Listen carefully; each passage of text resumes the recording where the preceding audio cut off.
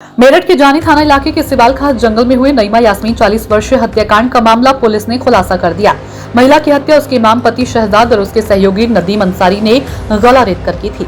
हत्या करने वाले दोनों आरोपियों को पुलिस ने गिरफ्तार कर लिया है। पुलिस ने बताया कि महिला को पता चल गया था कि उसका इमाम पति शहजाद पहले से शादीशुदा है, तो उसने पहले पत्नी से मिलने पर रोक लगा दी थी। इसी बात को लेकर दोनों में विवाद चल रहा था।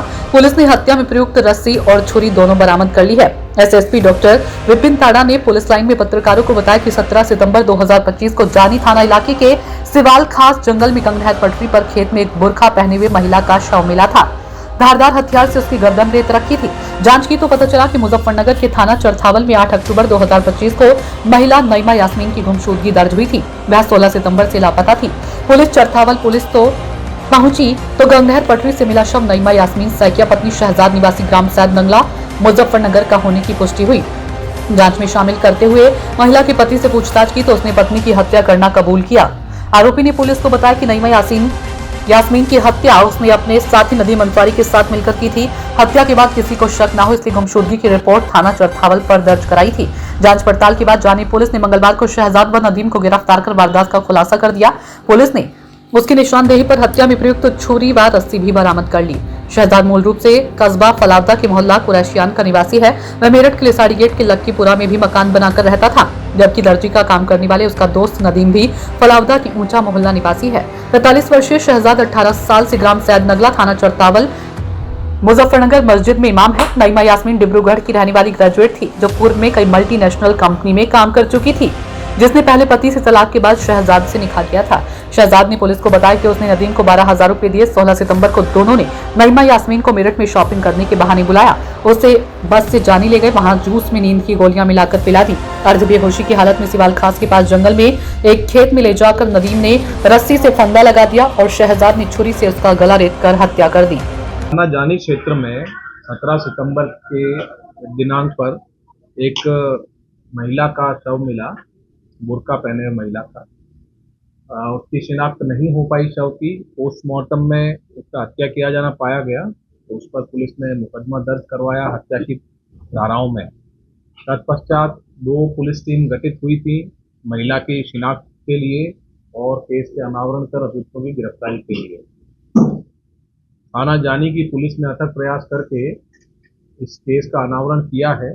इसमें जो महिला है उनका नाम यास्मीन नईमा यास्मीन के नाम से शिनाख्त हुई है उनकी, और वो आसाम की रहने वाली हैं। और जब इसमें प्रकरण में जानकारी की गई तो ज्ञात हुआ कि एक इमाम है चरथावल मुजफ्फरनगर के, जिनका नाम शहजाद है। उनकी ये पत्नी के रूप में वहाँ रह रही थी और वहाँ से काफ़ी दिनों से गायब थी। और इस पर जो इमाम है उन्होंने अगले महीने 8 अक्टूबर के दिन में इनकी गुमशुदगी स्थानीय थाने पर दर्ज करवाई।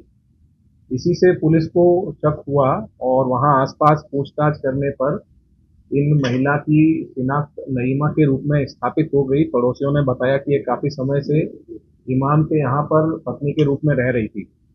इस पर जो परिजन है, इमाम है और उनके एक साथी की पुलिस ने जब हिरासत में लेके पूछताछ की तो उन्होंने पूरी घटना कबूल करते हुए ये बताया कि इमाम की पहले भी एक शादी हो रखी थी और उससे 3 बच्चे थे।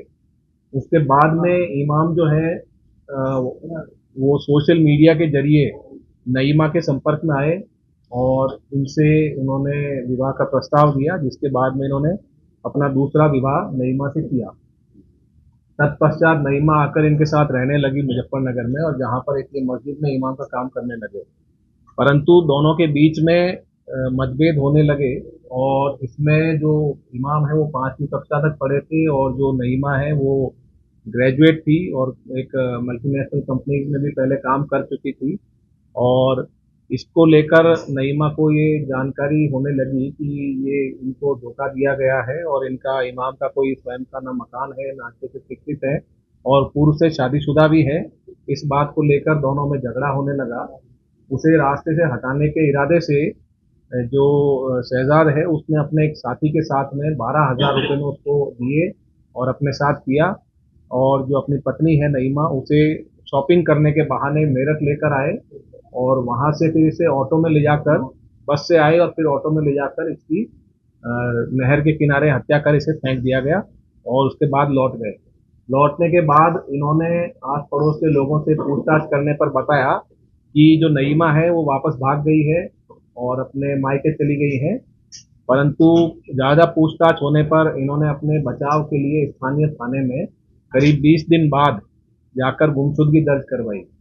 इसमें पुलिस ने बड़े अच्छा कार्य करते हुए न सिर्फ जो अज्ञात शव है उसकी शिनाख्त की, बल्कि केस का अनावरण करते हुए दोनों अभियुक्तों को भी गिरफ्तार किया है, जिसके लिए पुलिस टीम को 25,000 रुपए का पुरस्कार मेरी तरफ से दिया जा रहा है। सर, सोशल मीडिया पे इसने नईमा से अपने आप को कपड़े का व्यापारी बताया था।